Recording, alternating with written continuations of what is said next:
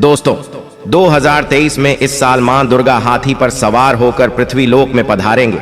शास्त्रों में वर्णित है और मान्यताओं के अनुसार अगर शारदीय नवरात्रि पर यदि माता दुर्गा का आगमन उनके वाहन सिंह पर नहीं बल्कि हाथी पर होगा तो मान्यता है कि माता दुर्गा का हाथी पर सवार होकर आना बहुत ही शुभ और कल्याणकारी माना जाता है।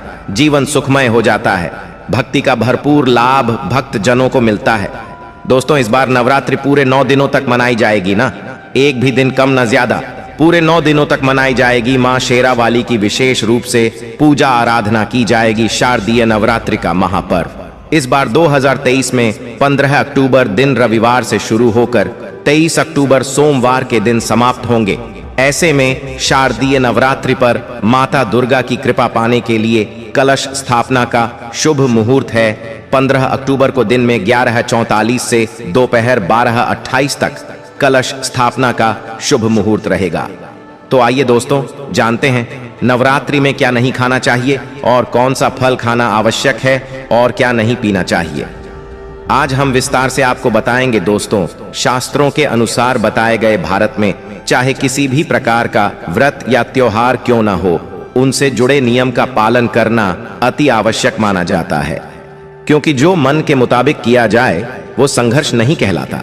कहा जाता है कि मनोकामना को पूर्ण करने के लिए थोड़ा सा संघर्ष यानी कि तपस्या तो करनी ही पड़ती है। इसीलिए ऐसी मान्यता है कि हर पूजा विधि और सभी व्रत पूर्ण विधि विधान से किया जाना चाहिए, तब आपको व्रत का पूर्ण लाभ फल मिलता है, आपकी सभी मनोकामना पूर्ण हो जाती है। इसीलिए हर शास्त्र यही कहता है कि सच्चे दिल से अगर आपके मन में ईश्वर के प्रति श्रद्धा हो तो पूजा पाठ का सारा फल मिल जाता है, और अगर मन में ईश्वर भक्ति के प्रति शंका हो तो उस मनुष्य को कई जन्मों तक सुख नहीं मिलता। भागवत गीता में भगवान श्री कृष्ण ने स्वयं कहा था, जो मनुष्य सच्चे हृदय से ईश्वर को पुकारता है तो उसका नाता उस शक्ति से जुड़ जाता है जिसे आपने सच्चे हृदय से पुकारा था। इसीलिए भगवान भी कहते हैं कि सच्चे हृदय से ही ईश्वर को पुकारें तो वह आपकी हर मनोकामना पूर्ण करते हैं। कई लोग ऐसे हैं जो भगवान के सामने घंटों पूजा पाठ करते हैं तथा रोते हैं, फिर भी भगवान उनकी कभी नहीं सुनता। दरअसल जब आप सच्चे मन से ईश्वर को पुकारते ही नहीं हैं तो भला वह आपकी पुकार कैसे सुनेंगे। दोस्तों, ये तो थी वो बातें जो भक्त और भगवान के बीच की है। अब हम जानते हैं नवरात्रों के दौरान क्या नहीं खाना चाहिए और क्या नहीं पीना चाहिए और कौन सा फल खाने से व्रत संपूर्ण और सफल हो जाता है। नवरात्रि के दिन से जरूर खाना चाहिए फल। शास्त्रों में बताया जाता है कि भगवान के भोग में सेब आदि जरूर अर्पित किया जाता है। अगर आपका व्रत है तो आपको उसे जरूर खाना चाहिए। केला, पपीता, तरबूज और मीठे अंगूर जरूर खाना चाहिए। इन फलों से व्रतधारी को शक्ति मिलती है और व्रत संपूर्ण हो जाता है। शास्त्रों में बताया जाता है कि नवरात्रों के दिनों में सीताफल जरूर खाना चाहिए। सीताफल खाने से बीमारियां हैं जो खत्म हो जाती हैं। माना जाता है कि नवरात्रों के दिनों में सीताफल का घर में प्रवेश होना बड़ा ही शुभ माना गया है। सीताफल खाने से नवरात्रि का व्रत सफल हो जाता है, क्योंकि इसमें माता सीता का आशीर्वाद मिला हुआ होता है। नवरात्रि के दौरान इसे जो भी खाता है उसे दुखों का सामना नहीं करना पड़ता। सीताफल आपको जरूर खाना चाहिए दोस्तों। नवरात्रों में व्रतधारी को डब्बा बंद लस्सी, डिब्बा बंद जूस नहीं पीना चाहिए। उसने कई केमिकल मिले होते हैं जिसके कारण आपका व्रत टूट सकता है। जब भी आप फलों का जूस पिए तो याद रखें उसमें नमक नहीं डालें, नहीं तो व्रत टूट जाएगा। साथ ही साथ जूस में बर्फ भी नहीं डालना चाहिए। फलों का सादा जूस पीने से व्रत सफल होता है।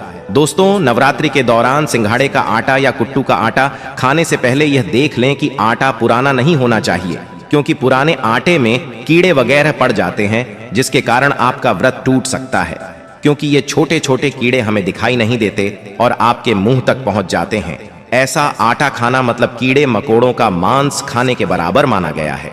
दोस्तों, नवरात्रि के दौरान आप शाम के समय खाने में दही ले सकते हैं, आलू वगैरह खा सकते हैं, साबूदाने की टिकिया बनाकर खा सकती हैं, साबूदाने के और आलू के पापड़ भी खा सकते हैं।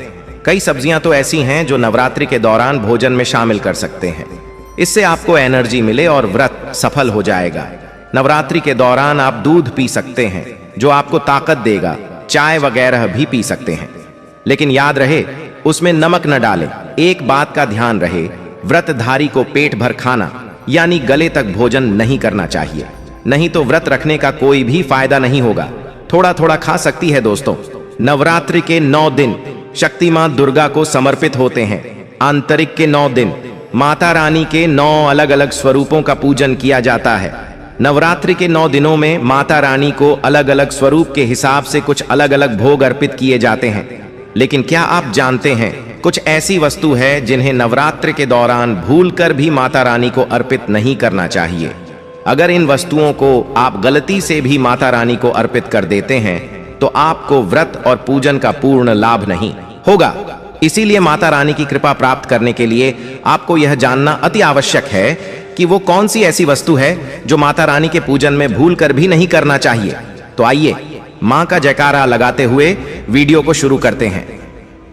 दोस्तों, नंबर 1, नवरात्रि के दौरान शादीशुदा महिलाओं को सफेद कपड़े पहनकर पूजा पाठ नहीं करना चाहिए।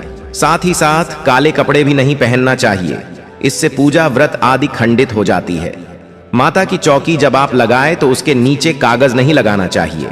माता की चौकी हमेशा लाल कपड़ा बिछाकर ही बनाना चाहिए। हमेशा याद रहे, नवरात्रों के इन 9 दिनों तक व्रतधारी को अपना आसन मां की चौकी के आगे ही लगाना चाहिए और वहीं पर आपको सोना चाहिए। मंदिर को नवरात्रों के दौरान अकेला नहीं छोड़ा जाता, बहुत ही अशुभ माना जाता है। इससे दुर्गा माता नाराज हो जाती है और हमेशा के लिए चली जाती है। दोस्तों, नंबर 2, नारियल हिंदू धर्म में नारियल को समर्थित धन, श्रद्धा और सम्मान का सूचक माना जाता है। नारियल को श्रीफल भी कहा जाता है। नारियल को सुख समृद्धि में वृद्धि करने वाला माना जाता है। नारियल का हर मांगलिक कार्य में विशेष महत्व होता है। जैसे कि आप सभी जानते हैं कि माता रानी के कई मंदिरों में नारियल से बलि भी दी जाती है और माता रानी के पूजन में नारियल का इस्तेमाल हम सभी करते हैं। खासकर कलश की स्थापना नारियल से ही की जाती है। माता रानी के पूजन में हम नारियल इस्तेमाल करते समय कुछ गलतियां कर बैठती हैं। दोस्तों, नारियल कई प्रकार के होते हैं, एक हरा, दूसरा सूखा, जिसके अंदर पानी होता है, जिनसे नारियल के अंदर पानी होता है। माता रानी के पूजन में सदैव पानी वाला और जटा वाला नारियल ही इस्तेमाल करें। नारियल पूर्ण होना चाहिए, नारियल चटका हुआ या टूटा हुआ नहीं होना चाहिए, क्योंकि साबुत नारियल ही पूर्ण और पवित्रता का प्रतीक होता है। साबुत नारियल ही सुख समृद्धि का प्रतीक होता है। साबुत नारियल को ही श्रीफल यानी कि मां लक्ष्मी का फल कहा जाता है। नवरात्रि में माता रानी के कलश की स्थापना करते समय जटा वाला यानी पानी वाला नारियल ही कलश पर स्थापित करना चाहिए।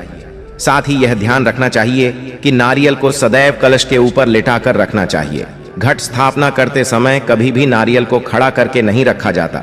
नारियल को सदैव लेटाकर कलश पर रखा जाता है। साथ ही नारियल को स्थापित करने से पहले आप नारियल को लाल कपड़े में लपेटकर उस पर तिलक करके और फिर लाल चुनरी उड़ाकर आप नारियल को कलश के ऊपर स्थापित करें। शास्त्रों के अनुसार कलश के ऊपर जब सही तरीके से नारियल रखा जाता है और सही प्रकार का नारियल रखा जाता है, तभी ही पूजन का पूर्ण फल प्राप्त होता है।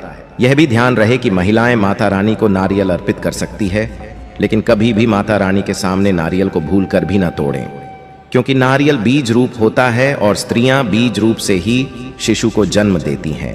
इसीलिए कभी भी महिलाओं को नारियल नहीं तोड़ना चाहिए। दोस्तों, नंबर 3, लौंग। हम सभी माता रानी के पूजन में इस्तेमाल करते हैं, लेकिन लौंग का इस्तेमाल करते समय एक बहुत बड़ी गलती कर बैठते हैं। हमेशा ध्यान रखना चाहिए कि माता रानी को सदैव फूल वाली लौंग ही अर्पित करना चाहिए। जिन लौंग के ऊपर फूल नहीं होता या फिर जिस लौंग के पीछे लकड़ी की डंडी नहीं होती, उसको आप माता रानी के पूजन में भूलकर भी इस्तेमाल न करें। फूल वाले लौंग को ही पूर्ण माना जाता है और माता रानी के पूजन में कोई भी अपूर्ण वस्तु, कोई भी खराब वस्तु या टूटे हुए अक्षत इस्तेमाल नहीं करना चाहिए। इसीलिए सदैव पूजन में फूल वाली लौंग का ही इस्तेमाल करें। दोस्तों, नंबर 4, तुलसी के पत्ते अर्पित नहीं करना चाहिए। मां दुर्गा की पूजा में तुलसी पत्र का इस्तेमाल करना वर्जित माना जाता है। तुलसी पत्र के अलावा आंवला भी माता रानी को अर्पित नहीं करना चाहिए और दूर्वो भी माता रानी को अर्पित नहीं करना चाहिए। दूर्वा भगवान श्री गणेश को अति प्रिय है। नवरात्रि में आप भगवान गणेश को दूर्वा अर्पित कर सकते हैं। भगवान विष्णु जी को तुलसी के पत्ते अवश्य अर्पित कर सकते हैं, लेकिन माता रानी को भूलकर भी तुलसी के पत्ते या दूर्वा अर्पित न करें। माता रानी को सफेद फूल भी अर्पित न करें। माता रानी को सदैव लाल रंग के फूल अर्पित करने चाहिए। लाल रंग के फूल माता रानी को अति प्रिय है। खासकर माता को गुड़हल और कमल के फूल अति प्रिय है। शास्त्रों में बताया जाता है कि घर में माता रानी की 2 या 3 मूर्तियां या फोटो नहीं होने चाहिए। इस बात का भी आप विशेष ध्यान रखें कि माता रानी के पूजन में कोई भी खंडित चीज इस्तेमाल न करें। खंडित चीज जैसे कि छटका हुआ या टूटा हुआ दीपक या फिर चटका हुआ कोई बर्तन।